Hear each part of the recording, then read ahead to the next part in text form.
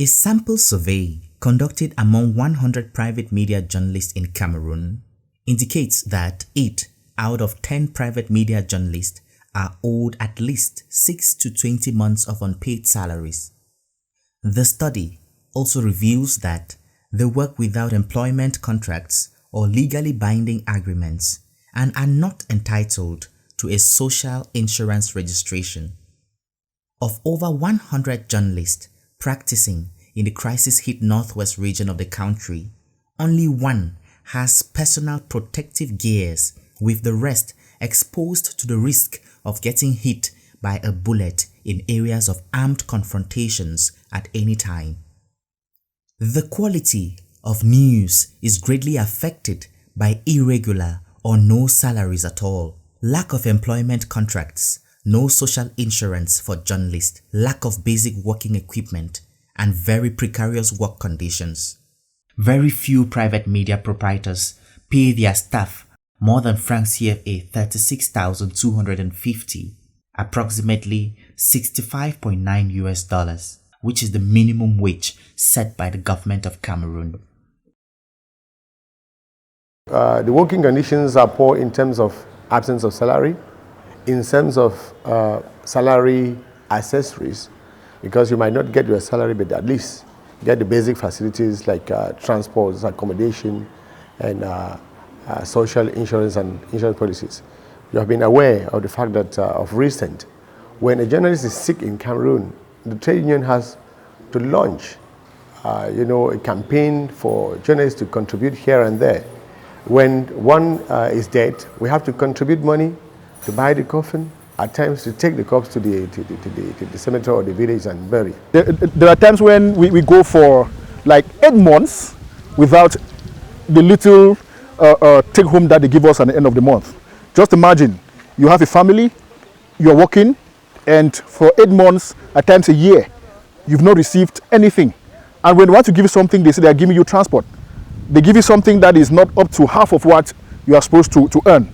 They at times they give you 10,000 francs after many months. What will you do with 10,000 francs?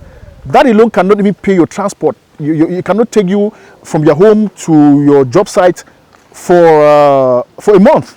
And that's what they're giving you after many months. So it is in fact, it is really difficult. The salaries, the take-home package, it's relatively low. I mean, there are journalists who work for private media organizations and are even unable to earn what Cameroon terms the minimum wage. That's 36,000, the 36,000 francs, 800 or so, or 200 or so. There are journalists who work in this country that do not earn up to that amount. There are people who are only paid maybe 10,000, 15,000, 20,000, and often it is not regular. You could be paid this month, you could run for 2 or 3 months without having that money, and sometimes even when you get it, it fluctuates. The former radio station where I worked for, I was told my salary was 80,000, but there were months that I could go for 2-3 months without having that money. I have worked in some private media already after I left my degree, and during my stay in these various media organs, it was not very easy.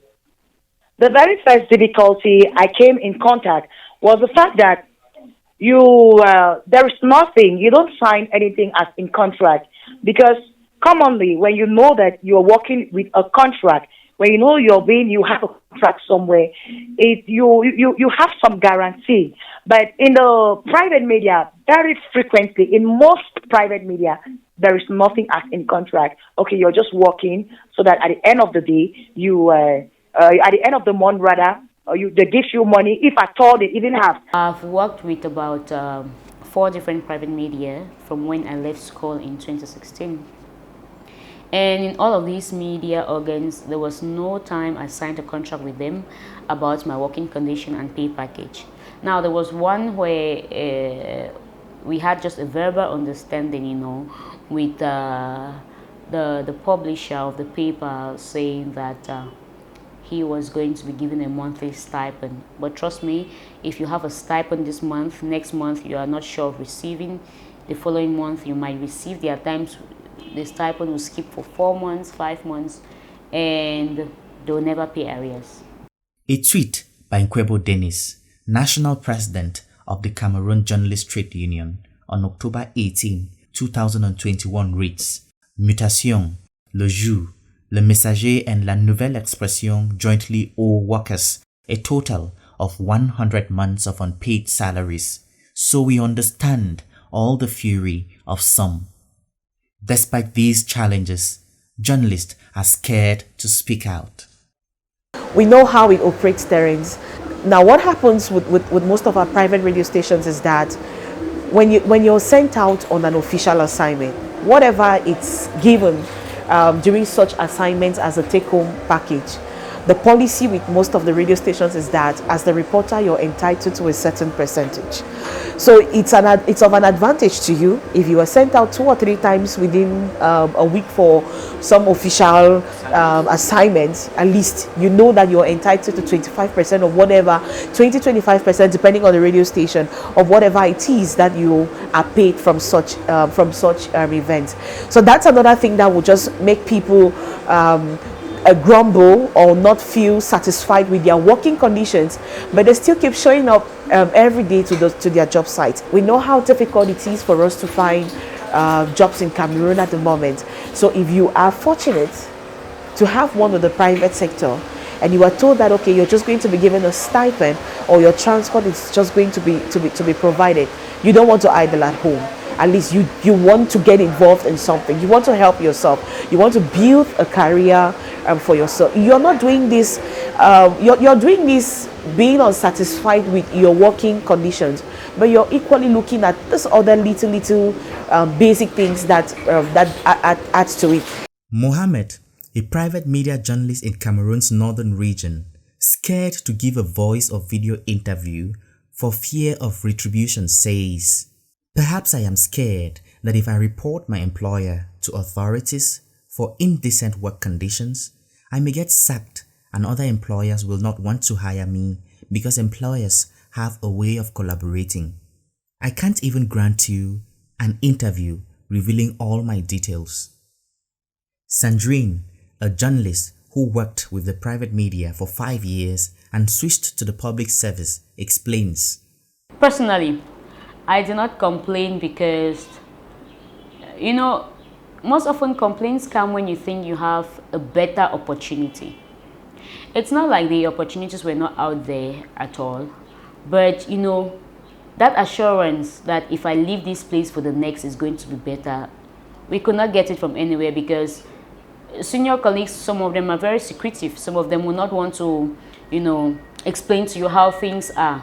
So there are times when you could think perhaps there's a greener grass somewhere, but you have senior colleagues who won't want to explain to you how things are and maybe the depth of the water you're about to step in. So it was really challenging and it was difficult to complain because, like they always say, sometimes half a loaf of bread is better than nothing. These precarious work conditions affect the news greatly. Well, I would say it affected the quality of my news just a bit. First of all, because I'm a very principled person. I have very strong principles I work with, but I would not say it did not affect the quality because there were times when I would go out for some stories, not because I actually wanted to do those stories, but because I needed the money from behind the stories. Now, there were times when I would just come up with an idea, maybe think about someone to go and interview, not actually because I was concerned about what the public needed to know from that particular person, but because of the money I knew perhaps I could get after that interview, But to a greater extent too, the sweeter part is that it was challenging. Why? Because with the private media now, what could give you pleasure is you getting exposed, is you selling your name, is you having very powerful and good write-ups. And with those challenges, it used to make me really want to dig into the news to get the story as it is, because that's what could make me outstanding, maybe from a journalist, another journalist working with a media organ where maybe they have regular salaries and very huge salaries at that. So there were times one would go for very good human interest stories, you bring back the news, and sometimes if you're lucky you could have the chance of selling such stories to other international media. So that was the sweeter experience because it widened my understanding of how to get news and how to make money out of the profession. Dennis Kwebo, the trade union president, talks on the consequences of such working conditions. Obviously, when the infrastructure, the organizational structure fail, you will feel it in the output. When you watch the TV stations, listen to the radio stations, and read the newspapers in Cameroon, the consequences are obvious. Poor quality print, poor quality in terms of illustrations, poor quality in terms of features. There are no features. Everybody sits at the capital or the economic capital, Douala, to do the stories. If you don't have the means, you cannot do good stories. You know, production is expensive. Research is expensive. Investigation is expensive. So once you don't have all these basic facilities for the journalists, you have the output that we actually have in Cameroon with a very poor quality at the audiovisual and the print level.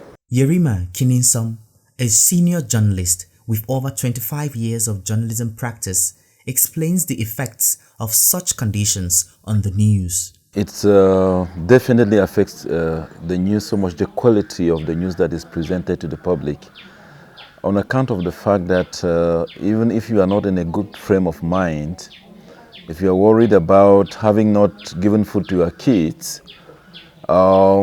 because what you take home is too little, and the fact that you are worried about the future because most of the private media journalists are not affiliated to the National Insurance Fund.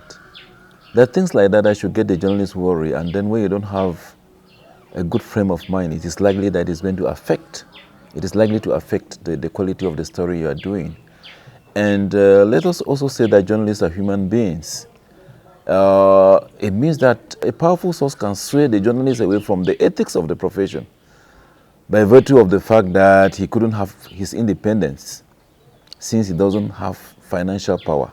Journalists do unprofessional things just because of the fact that they don't have, the working conditions are not good.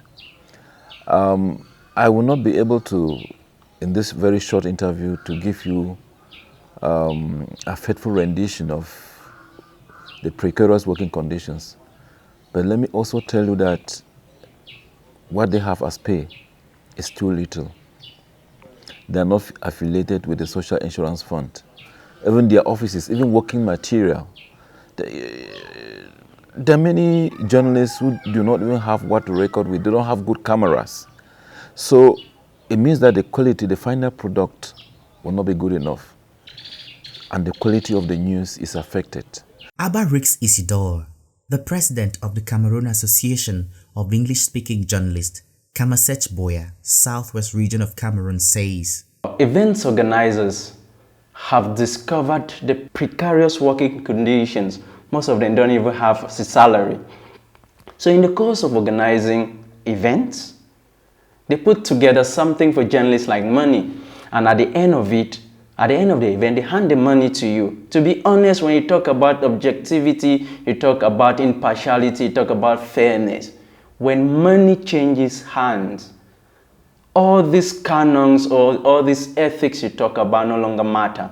It twists the way news is reported, and most of the time it twists it to the favor of the person who has paid you money to report the event. And at times most journalists don't want to report unfavorably to the person who has paid them money to do so, because they know that when such a news organizer has such an event, he will not call you because you did not give him the kind of media report he was expecting that is favorable to him or his organization. It is even the case with media owners, where you have a very strong and powerful advertisement agency or clients that are in the media. They tend to dictate to even media owners what they should publish or they should produce as news to them. And remember that if you have one of your greatest advertisers who is making or who is in the news for the wrong reasons, but it is the right of the people to know. Or for example, let's just take rape. An advertiser or a fervent advertiser of yours who is involved in a rape scandal, you will not like to report that news because you think that if you report about the rape case, that involve your greatest advertisers, he will no longer report. So this has been making it in such a way that the newsroom, especially in Cameroon, is commercialized. Cameroon's Prime Minister, Joseph Dion-Gote, visited Bamenda in the northwest region of Cameroon from October 5 to 8, 2021 to communicate government's action towards resolving a 5-year armed conflict in the northwest and southwest regions of the country that has left the country in turmoil since 2016. Available statistics show more than 3,000 deaths, 711,000 internally displaced persons, and 66,700 refugees in Nigeria as a result of the crisis. Journalists who covered this visit alleged that the PM made available the sum of francs CFA 5 million, approximately $9,000, which was shared among 40 journalists, giving each journalist $182, the best most had in the entire year from any event organized by government. This incentive is said to have largely inspired journalists to ignore scenarios that necessitated objective, fair and balanced reporting in favor of government's narrative. This journalist permitted me to film him count his share on condition that I won't reveal his identity.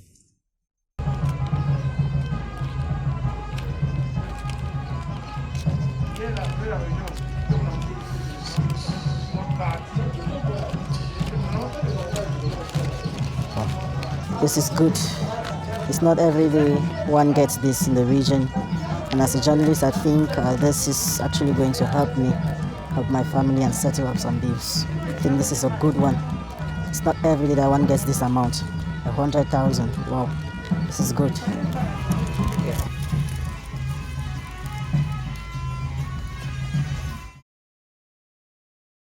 Publishers blame the bad state of the economy that has been deteriorating drastically in the last decade for their inability to pay staff.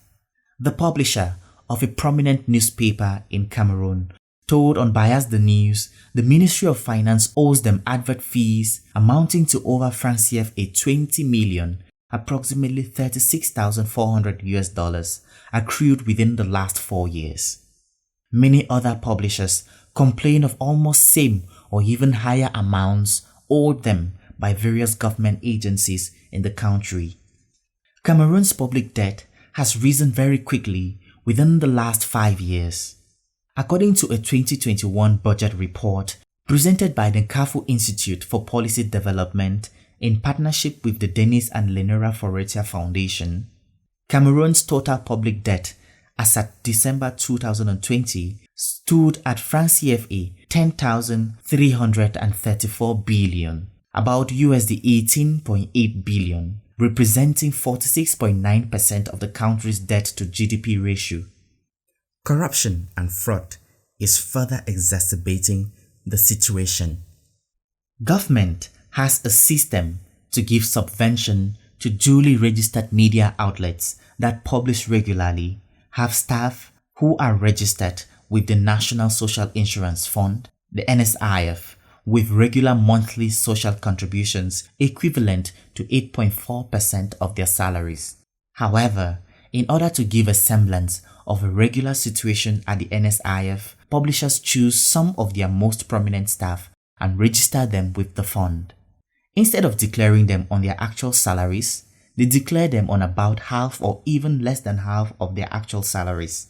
Because the cost of declaring staff based on their actual salaries is higher for the employers, they cheat their staff and the government by rendering their staff to lesser retirement benefits.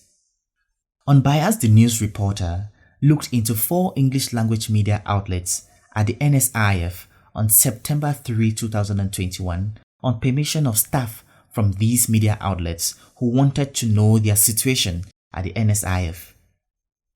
We found out that these outlets, with a staff strength of at least 8 to 12 journalists each, had at most 2 to 4 journalists registered under the scheme and had lastly declared their staff in January 2021, with some staff declared lastly in December 2020. Some of them had names of persons who had stopped working for the media houses since February 2018 but were still being declared up to December 2020, perhaps due to personal relationships with the employers.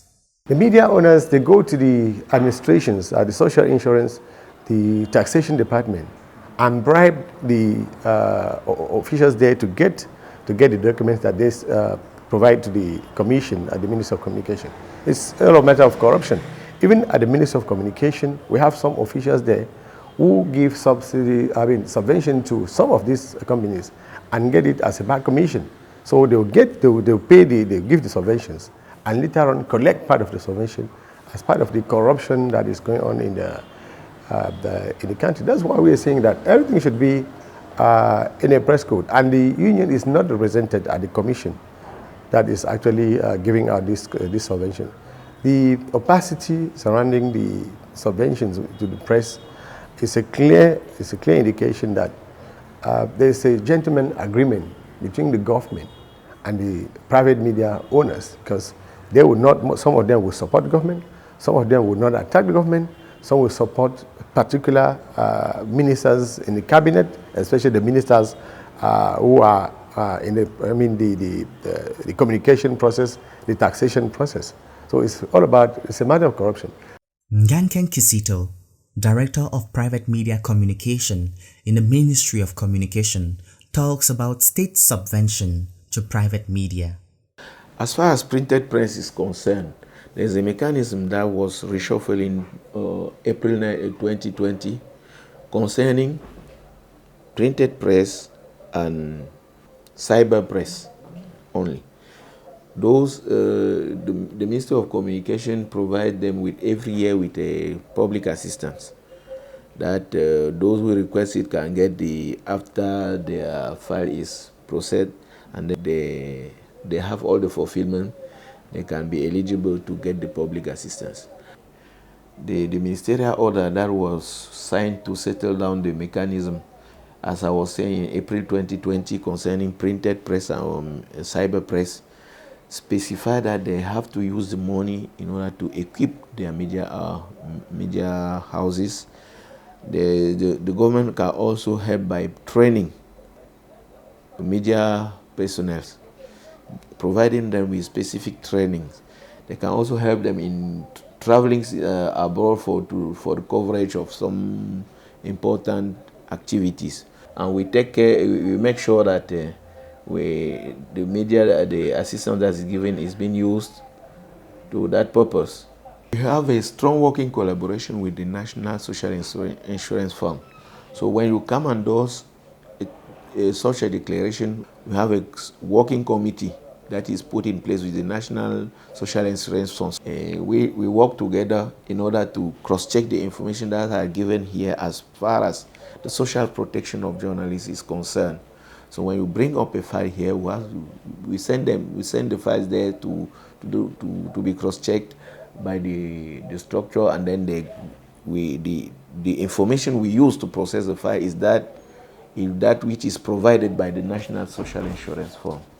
If you under-declare number of workers, you instead have to deal with the Ministry of Labor. When they come to control you on the seat, you may have to pay some fines. It's not part of our business to control the number of.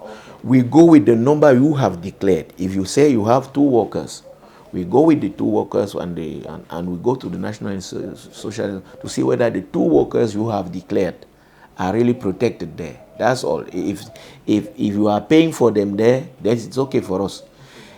Bamenda Jomeni Kassimi, a labor inspector in the Northwest Regional Delegation of Labor and Social Security, told Unbiased the News.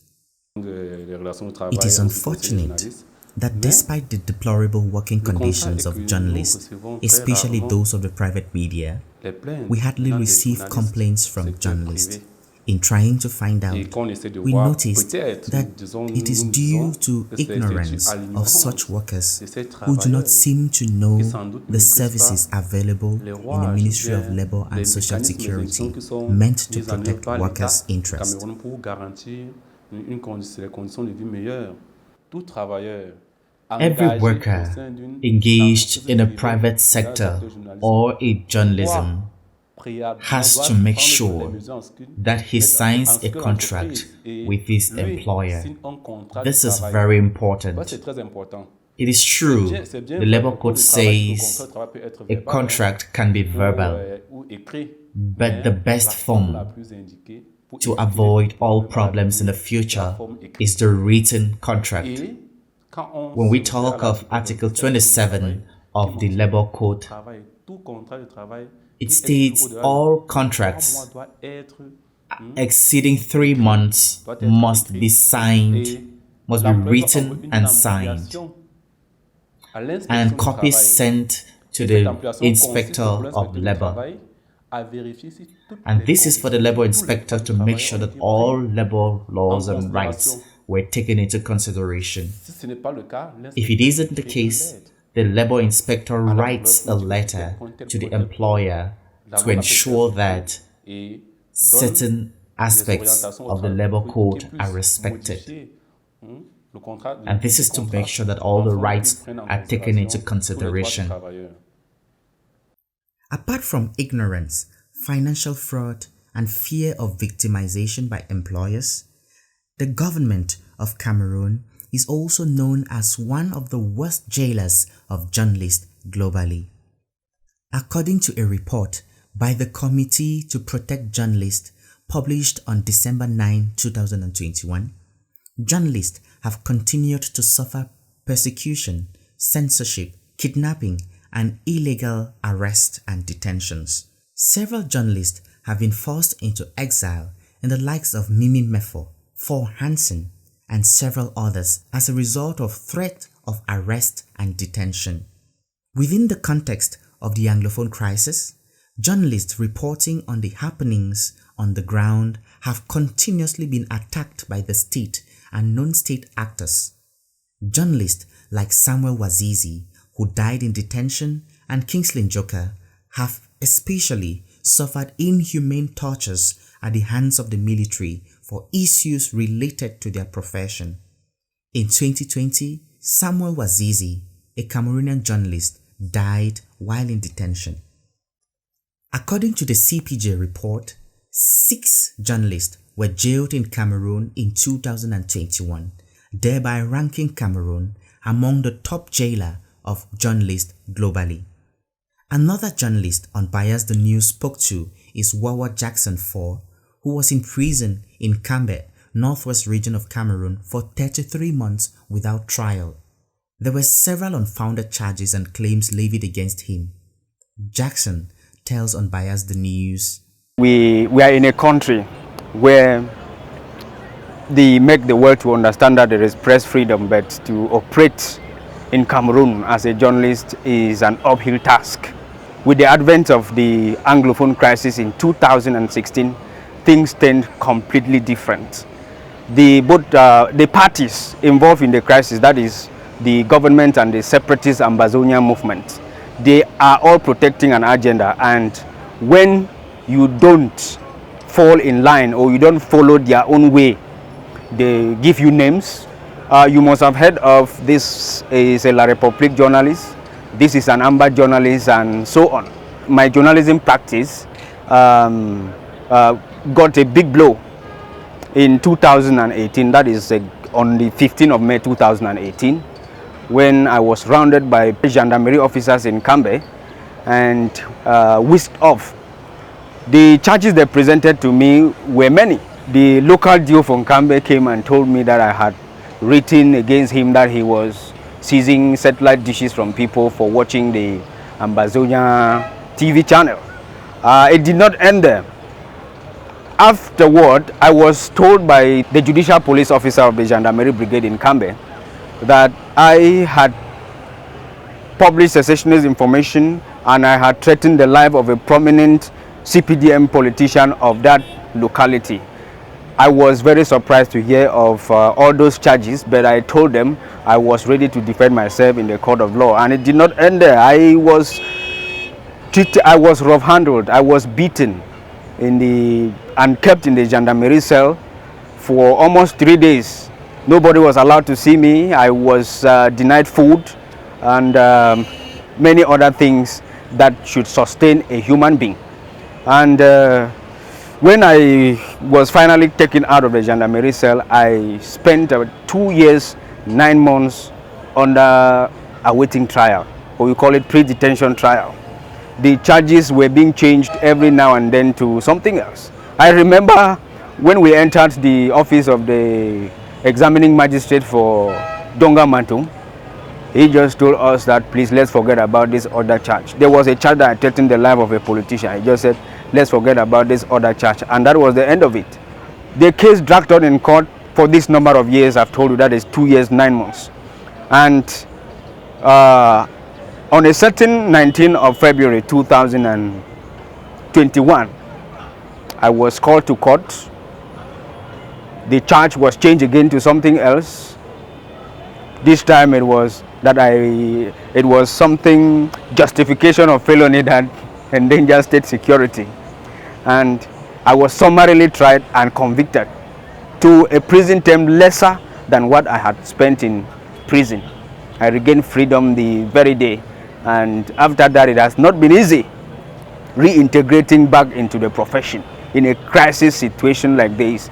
You see the terrain is so rough that either you toe government line or you go back to jail. But with what I have learned, I think even death I'm not afraid of anymore, and I think I will continue to practice my journalism the way ethics provide.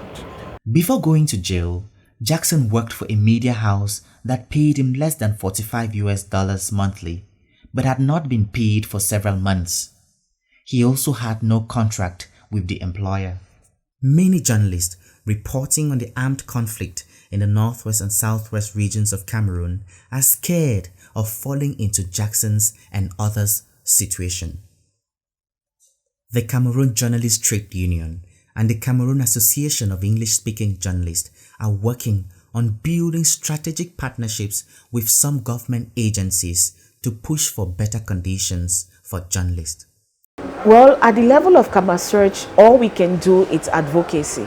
All we can do is lobbying, and which is what we have been doing. Yes, because we've had colleagues who sometimes table their complaints or sending challenges they face at the level of their job sites, their working conditions, no payment of salaries, no respect for contracts, and all of those things. And all we can do is to get on table and try to have a negotiation or try to lobby with whoever owns the media outfit. But the solution is to see the journalists rise, and with the union getting more and more members, the situation has actually changed some media, because we do have a kind of watchdog actions, like the constant declarations that we publish. We are on Twitter most of the time to decry these things happening within the press. But the solution is a press code. The law should say how you own a media outfit, how you fund it. So if you don't know how to fund, most of the media houses here, they have one minister or one big government official who actually fund them. We need funding by selling the newspaper. We need funding by selling adverts. According to statistics from the Ministry of Communication, there are over 650 declared print media outlets, over 200 radio stations, about 50 TV stations operating in Cameroon. Additional statistics from bloggers associations show that there are over 550 personal blogs and news websites operating unregistered with the Ministry of Communication. Journalists at this level have to go through a lot to tell the story. Like we said, they lack the resources. Their payments, their packages that they take home are not encouraging enough to allow them carry out stories that actually tell the angles, that tell a compelling story. But what keeps them going is the passion for the job.